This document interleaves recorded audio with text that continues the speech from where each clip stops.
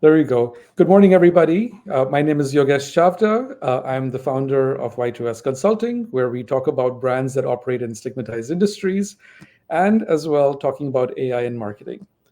Today's episode, I'm so delighted to have Mr. David Boyle, who is the author of Prompt, um, which is a book that he wrote. It's a practical guide to brand growth using ChatGPT.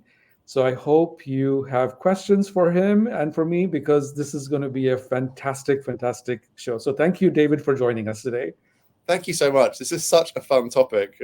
We get to inspire and challenge people who will work differently after this conversation, and that's such a gift. Absolutely, absolutely. So, let's start off with the basic thing. What prompted you to write a book called Prompt? Let's start with that. Yeah, great point. Well, ChatGPT came out late November the year before last, and Yes. Yeah. and we had fun with it. We were silly with it, and very, very quickly we realized it could change everything about how we did our jobs. We worked in brands for many, many, many years in the music industry, in TV, in luxury goods, and we thought we were pretty good at our jobs. And then along comes this thing, and it can do a lot of what we're doing, but really quickly. Yeah. It can help us to do our work better and quicker. And it really knocked our socks off, honestly, very, very quickly. I vividly remember WhatsApping with my colleague Richard and saying, "Hey, are we crazy, or is this actually transformative to how we work?" It was nearly Christmas. Are we thinking unclearly here? And he said, no, I think it's actually very good. And so we said, all right, let's stop what we're doing. Let's cancel all of our meetings and just obsess over how this can be practically useful. And then we decided, hey, let's write about it and share it with the world.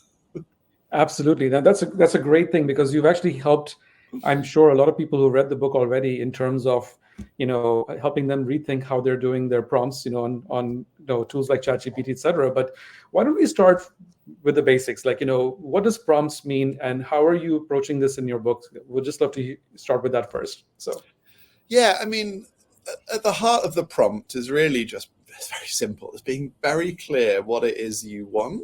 You got to remember that ChatGPT, as it stands at standard, it doesn't know anything about you. It doesn't know whether you're a kindergarten student or a mad professor. It doesn't know whether you work in brands or whether you work in finance. It has no idea.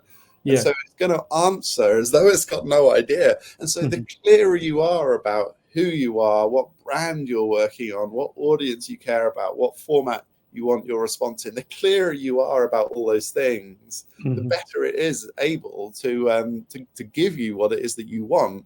And so at the heart of prompting is really just that, being clear and giving it as much context, as much information as possible. I would say, though, that I find that too many people are interested in prompting and prompts, whereas I think there are three other P's which are equally as important, without which a good prompt will get you nowhere. And so for me, that's prep, first P, which is coming into the thing, clear what it is you're trying to do, clear on the language of the thing you're trying to do so that you can guide and nudge it appropriately, and bringing any prep materials that are useful, maybe brand guidelines or maybe some of your own research, pasting those into the prompt. So that's prep before you even get there. Then there's good prompting, which really is just about being clear what you're trying to do. Although we have a guideline of like 10 ingredients for a good prompt, which we could put in the show notes. Yeah. That's the second P. The third P is process.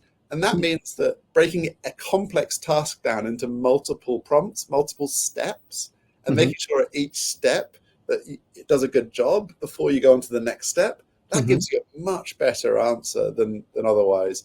And part of process is also working out how to use ChatGPT's memory, when to start a new chat, when to continue a chat, when it's going to forget. That's all process. And the final P, proficiency, that's about knowing what good looks like, judging the response, editing the response, fact-checking the response, and taking the response out into the world to have an impact, helping to cause it to excite and engage people in the real world. So I think there are 4 Ps really, and a good prompt is critical, but a good prompt is not enough. There's 3 more Ps we've got to all spend time on. I love that. I love how you broke it down in terms of, like fundamentally saying that, hey, it's like, an analogy I use in other areas, which I think could be appropriate here as well, is that if you're talking to your grandmother about the work you do, you can't talk about and use marketing jargon, for example. You have to break it down into simple language that if she can understand, then anybody can understand, right? And in a way, you kind of like starting off with any of these generative AI tools in a similar manner, it seems like. Absolutely, absolutely. And we take so much for granted when we talk to our grandmother that she knows the intricacies of our marketing world, and she knows the intricacies of our brand and our challenges and our management structures and our corporate priorities and our budget Exactly. levels, right? No, she doesn't. We've got to explain it. And Exactly. ChatGPT also has no idea if you've got a $10 million budget or $1 million budget. So when you Right. ask for a marketing plan, you Mhm. better tell it, otherwise it will design it for a budget that's not yours. So yeah, say out loud all the things that are unspoken assumptions. Exactly. So, and by the way, both actually have wisdom at the end of the day too, right? So in a way, you're tapping into that as well. So 100%. 100%. 100%, exactly. So tell me, when you wrote the book, and you obviously, you've given this much thought, right? In terms of there are different levels that you've talked about, in terms of degrees of sophistication. That's the language I use. Maybe you have a better way of describing it, but just talk to us about what those different levels are. Yeah, I think a lot of people play with ChatGPT and are very silly with it. They tell jokes and have fun, and often they think that's it, like that you Mhm. can't go higher. So the job of these 6 levels is to help people to realize, Yeah. or to celebrate the level you're on, because playing and having fun is an incredibly useful way to get to know a technology, but Mhm. always to know there's one more level. And so some of the other levels are things like uh, brainstorming and ideation in a very light way. That would be Mhm. level 3 or so, I think. Yeah. But level 4 or level 5 would be much more sophisticated uses of like complex tasks and very sophisticated Mhm. report writing or ideation, that kind of thing. And Mhm. then level 6 for me is strategic thought, strategic audience understanding, Mhm. very complex problem solving, that kind of thing. And I Mhm. find that when we walk people through these 6 different levels, as a ladder metaphor that we use, we can Okay. also put that in the show notes as well. I Yeah. find that people latch onto that and recognize, okay, I'm a 4. I didn't know what 5 looked like, but now I do, and now I know what Yeah. to do or what extra use cases to think about in order to stretch myself. So yeah, celebrate where you are, recognize where you are, but know there's another level above you if you want to climb towards it. It's Yeah. your choice. So I have so many questions about with how things are evolving, right? So besides ChatGPT, that's the one that is the most popular. There are other tools out there as well, like Gemini, etc. So when you're thinking about these prompts, are they consistent across these different platforms, or do you feel that you have to adapt to the platform that you're working with? It's a great question. And by the way, that's actually another reason why obsessing over prompts is probably not the answer here, because you're right, they're different on different platforms. They Yeah. behave differently. They have different limits or constraints on, for example, the number of words they can remember or use. Um, Hmm. and they have different reasoning abilities. So some are more able to understand what you're trying to get to, some need Yeah. more help. So yeah, prompts don't translate as well as you would hope across systems. But what does translate is the skills around prompting, the skills around prep, Yeah. process, and proficiency. So Hmm. our books really are about those fundamental skills, core skills, or foundational skills. And I think the most important thing for people, if they want to use AI, is to learn those fundamental, those core, those foundational skills. And that means if you use ChatGPT, that's great. You'll work it out quickly. If you use Gemini, that's great. You'll work it out quickly. Yeah. But a book where I say, here, I'm going to tell you all the prompts you need would fail, because it won't work on tomorrow's tech. It won't work for your problem. You need to adapt it. Right. You need to inject your own process and proficiency into it, and it won't work on Gemini. So Mhm. our books were written with ChatGPT in the title because that's the only one that was world class when we wrote the books. Yeah. But the next update of the book's going to not use the word ChatGPT. It's going to just say foundational core skills, because that's really what the books are about. And that's definitely the most important thing to learn. And once you've got those, you can pick up any AI, and you can know how to use it, how to test it, how to push it, and how to get a good answer out of it. But That's template in prompt won't work. yeah, and I think what's really fascinating in what you said is that there's a new skill set that people need to have, and especially people who are, let's just call it non-tech savvy or non-coding savvy, right? They have this mental barrier on, oh, I can't use ChatGPT, or I can't use Gemini, or if I want to create a personalized GPT tool, I can't do that because there's coding involved. Um, you and I both know that that is not necessarily the case, but I would love to have you explain why it's not the case. So, Yeah, I mean, I would say, as it relates to using language models, I've not written a line of code that's language model related. mhm. I've literally never written one. I've never needed one, and it's never been something to do. I have Yeah. used them to write code. That's totally separate. But none of my uses of language models have required any code whatsoever. Again, it really comes down to knowing what's possible, first of all. And I think the books Mhm. do a good job of showing you the art of the possible in lots of areas.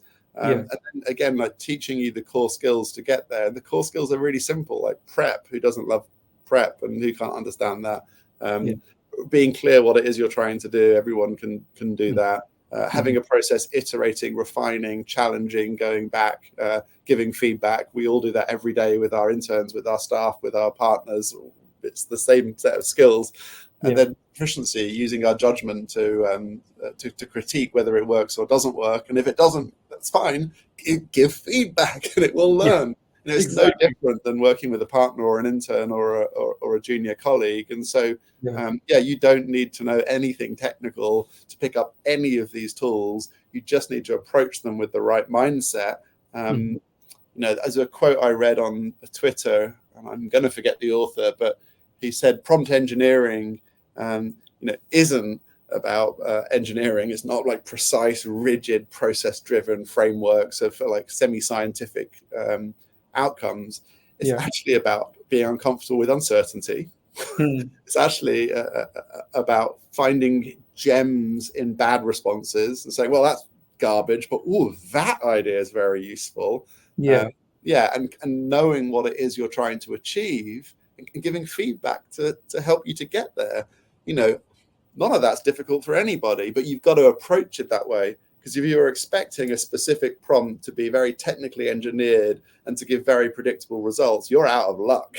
Yeah, exactly. Exactly. In fact, it's funny you say that because I was literally having an email conversation with somebody this morning on that very point where this individual is saying, like, I don't get precision coming out of, these responses from ChatGPT. And I'm like, it's never meant to do that for you in the first place. Your experience is what's going to give you the precision eventually, right? But you need to kind of first get to the ballpark of where you want to be, and then you can bring it home and bring it through to the last mile, right? So it's a different way to think about things where your expectations have to change in a way from a precision tool to it's an aid to me to help me do my job more effectively. Yeah, and we were working with one of the largest consumer goods companies in the world. And when Yeah. they originally approached us, the question was something along the lines of, can you write some prompts which enable us to do X? Yeah.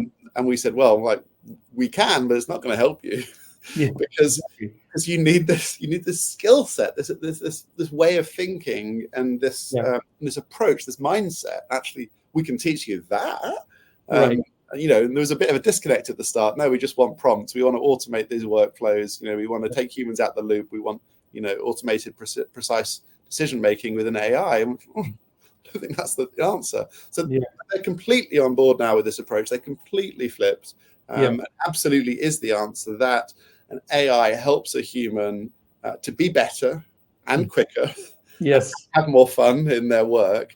Yeah. Absolutely is the answer. That is the case. But it helps a human to do that. It doesn't do it for you. And if Mhm. you try to outsource your work to an AI, if you try to run with the AI's output or precisely engineer the AI's output, you're on a route to nowhere. Use it to help you to be better and smarter and quicker in what you do. Use it to help you and challenge you and inspire you. And if Yeah. that's your mindset, you're going to have a lot of fun and you're going to do a lot more really good work more quickly, which means you'll have more time with your family if you so choose, or you'll have more projects on your plate if you so choose. That's up to you.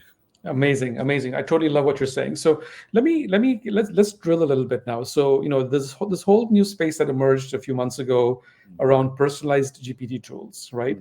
And I've designed a few of them of my own already, and I've got them out right now on the GPT store, and I'm loving it that people are playing around with it.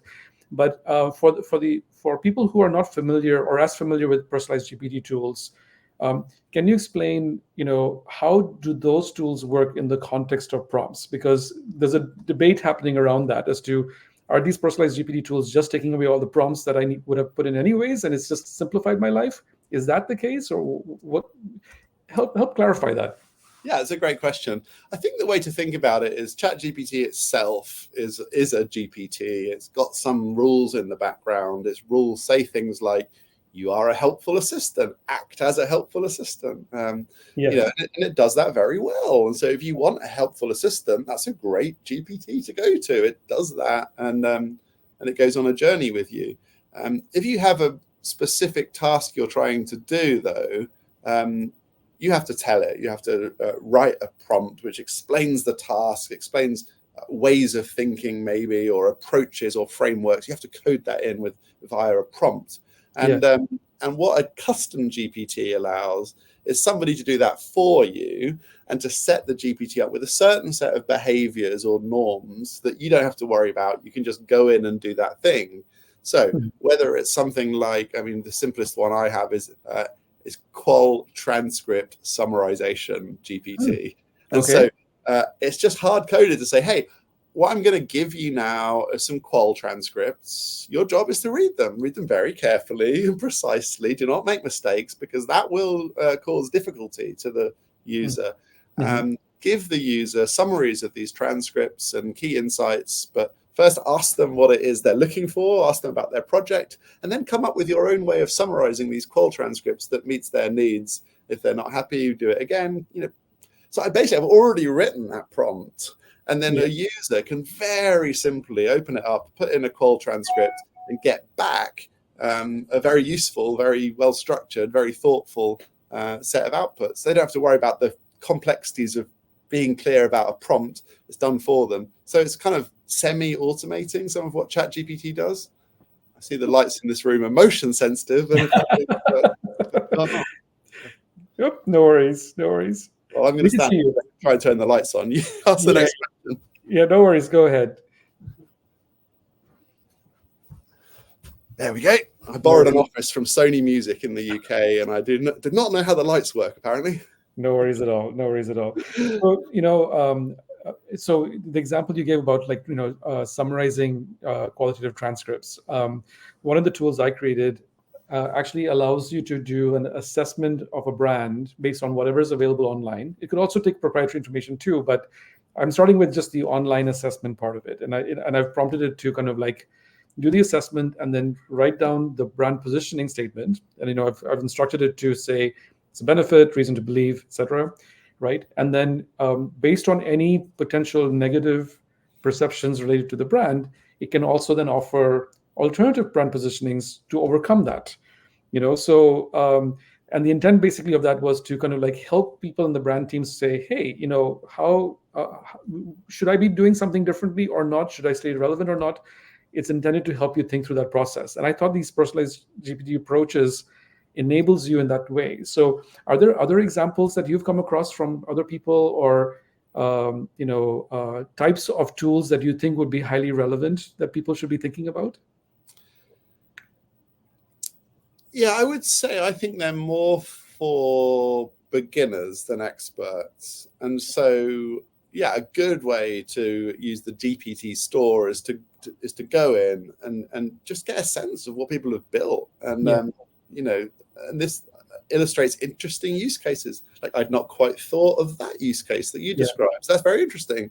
Yeah. But I would say for sophisticated users, what you're going to want to do is either get the prompt that powers your GPT and run it yourself and adapt it and tweak it yourself, refine it yourself, or take a look at how the GPT behaves and then write your own prompt that does that same thing, because a sophisticated user would really want control over the intricacies of that behavior themselves. But I think, GPTs are a great place to go see all the art of the possible, and the spectrum of different interesting use cases. I find myself rarely actually using them beyond a proof of concept that I then go recreate. I want that control.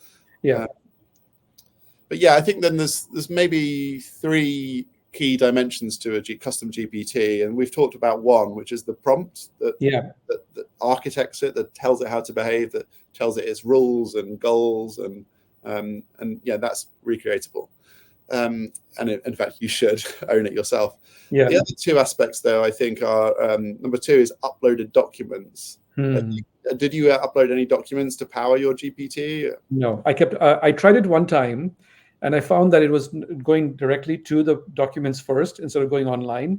And I didn't like that, because if there was nothing in the documents that related to that particular brand or industry, then it was kind of like tripping on itself. So I deleted the documents. I was like, nope, let's not do it just yet. I don't know how to use this part just yet effectively. So document upload does not work as well as you might imagine. There's a whole art in itself. An example where that does work well, I was at a conference, and I took transcripts from the whole conference, uploaded those into custom GPT, and the custom GPT allows you to query the conference, say, hey, did anyone talk about innovation? What are 5 lessons that relate to innovation that apply to me as somebody working at Sony Music?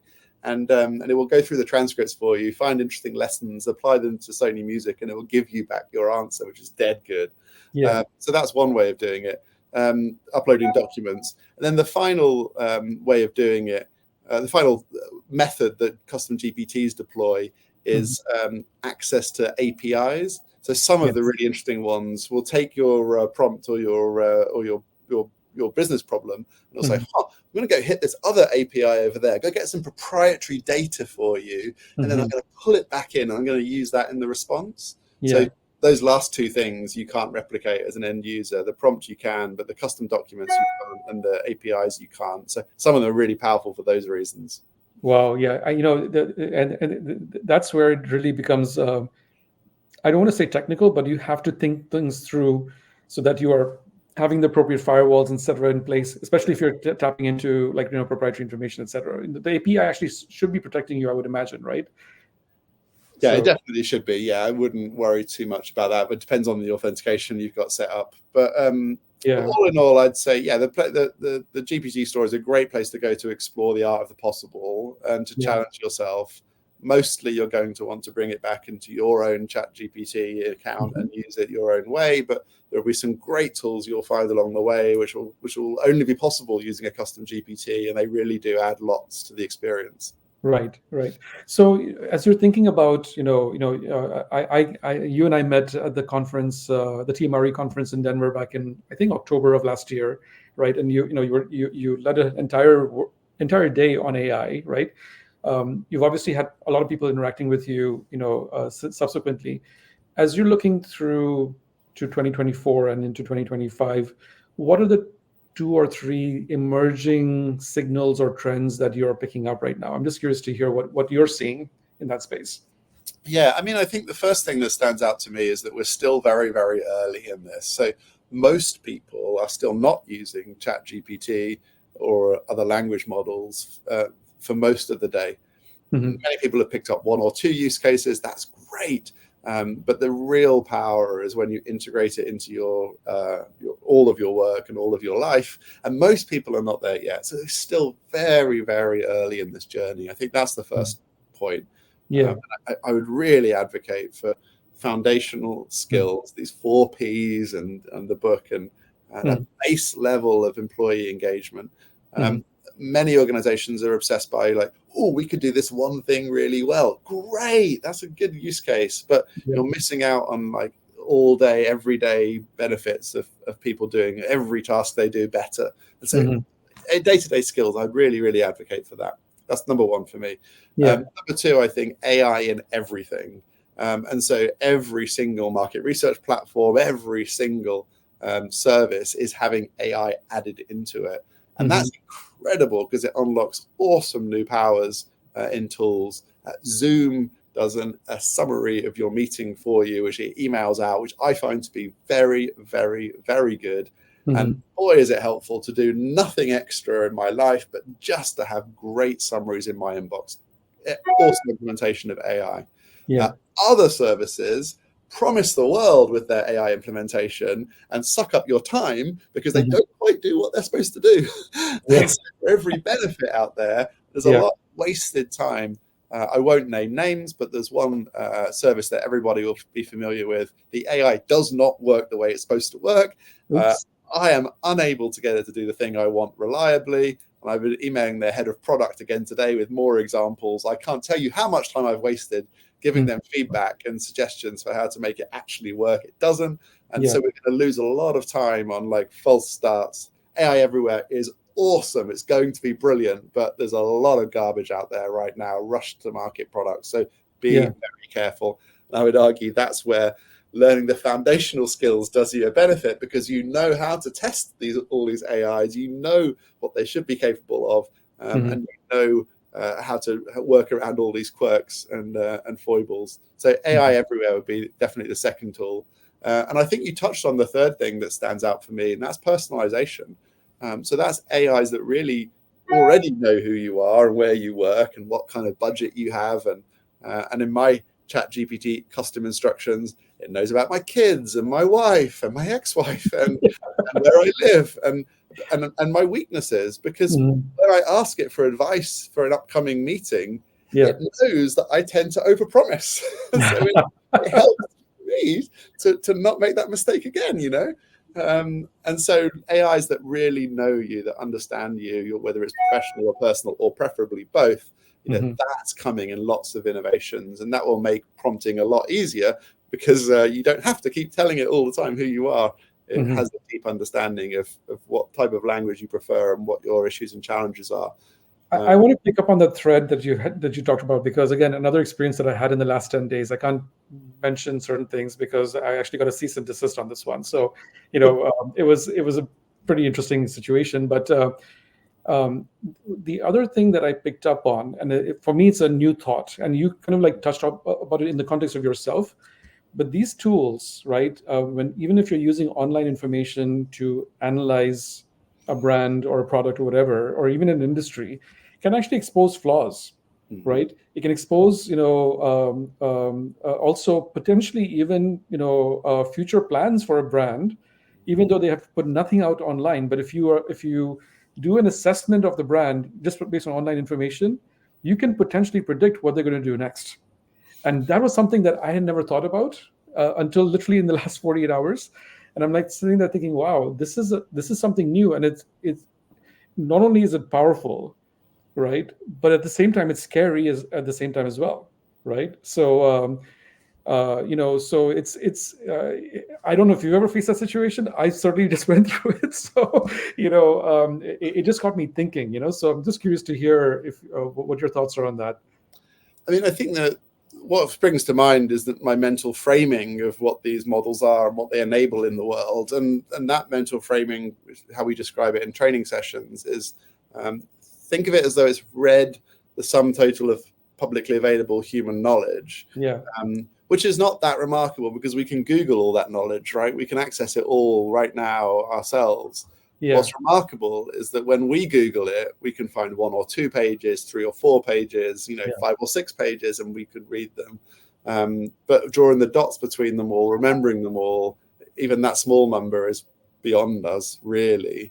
What's remarkable is that these AIs have read everything and remembered everything and can draw the dots between all these interesting points. And so they can find interesting patterns or interesting observations or interesting connections that a human never would have been able to. And they can do it for free instantly on any topic ever. And so all that knowledge that's been locked away by being slightly disjointed, slightly obscure places can now be joined together and revealed for the first time. So that's an incredible opportunity. But it comes with some challenges, maybe. It does, right? Look, at the end of the day, it is what it is. That's fine. But I think there's a learning here. I think for all of us who are playing around with these kinds of tools, is that like you are actually holding a powerful tool, like you described. It can remember things. It can connect dots that you may have not been able to connect. So it's about how do you use that ability in a positive way that's actually helping build, or it's helping teams progress and engage in the right way, kind of thing, right? Will there be nefarious uses? I'm sure there will, right? But at the end of the day, we have to kind of like focus on what is the right thing to do as opposed to, you know, the wrong thing to do, kind of thing, right? So I guess that's just been my big, aha moment this week, So Yeah, and I think it's worth mentioning at this stage that language models can be confidently wrong on Mhm. facts. And Yeah, so not just wrong, but confidently and elegantly and yeah, stylishly wrong in a way that it's very hard yeah. to see the truth. And so one of the challenges here, if you uncover some amazing new insight about a brand, one of the challenges knowing whether it's confidently wrong about that insight or whether it's Mhm. actually is spot on. And so Yeah, it takes a sophisticated user, and that's the fourth P, proficiency, yeah, to really be able to read between the lines and know whether that's a true insight that fits with your knowledge of the world or whether it feels like something that's not correct. So absolutely. having good judgment and not taking the answer at face value is absolutely critical here. I totally agree. So we're coming to the bottom half of the hour. So just to kind of like wrap up, what would be your top three actionable steps to the audience that you would say, hey, do these three things to get started, or even if you've started, these are the three things you should be thinking about as you move forward with prompts and let's call it using any generative AI tool. Yeah, so the first thing for me would be have a North Star in your mind of where you're going here. And the Yeah, North Star for me is that you use it all day, every day, and yeah, that you are therefore better at your yeah, job. I mean it, better at your job. I don't care if you're the CEO, you're a world-class songwriter or an expert marketer. I don't care. yeah. I've sat with all of those people, and I can tell you Hmm. that when they use ChatGPT properly, they are better at what they do, right? So I really, really mean it. You're better at what you do. You work quicker as well. Therefore, you have more free time, or you can do more, and you enjoy your work more. So that's Yeah. the holy grail of those three things. And keep that in mind as your absolute North Star. And until you feel that, until Mhm. you giggle to yourself at the end of the day because work was fun, you were better, and you got your work done more quickly, until you feel that, you're not done. You've got Mhm. more to do. So know Right. that. Don't give up. Don't rest, and aim for that. Second, I think find a use case that is powerful to you and master that as a great way of working out all the other basics. And maybe it's summarization of qual interviews, or maybe it's brand positioning research, or Mhm. maybe it's writing awesome LinkedIn posts to show that you're a thought leader. I don't care, but Mhm. pick one. Doesn't matter which one. Yeah. Get really, really, really good at it. And in Mhm. doing so, this is tip number 3, in doing so, focus on those transferable prompting, prep, process, and proficiency skills that will make you better at everything else you do. And then roll that use case out to the rest of your working life and probably your personal life as well. And then I think you can sit back and rest and know that you've achieved what is to be achieved in this front. Fantastic. Fantastic. Listen, David, I can't thank you enough for coming on and sharing your thoughts on this amazing topic. Really appreciate it. As you know, I do this podcast, every couple of weeks on a Thursday, starting at 11 o'clock Central Time here in Chicago.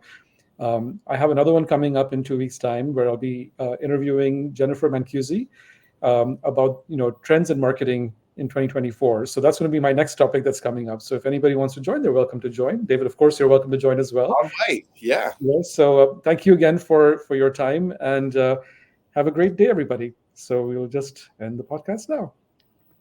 Thanks so much. Let's see. Here we go.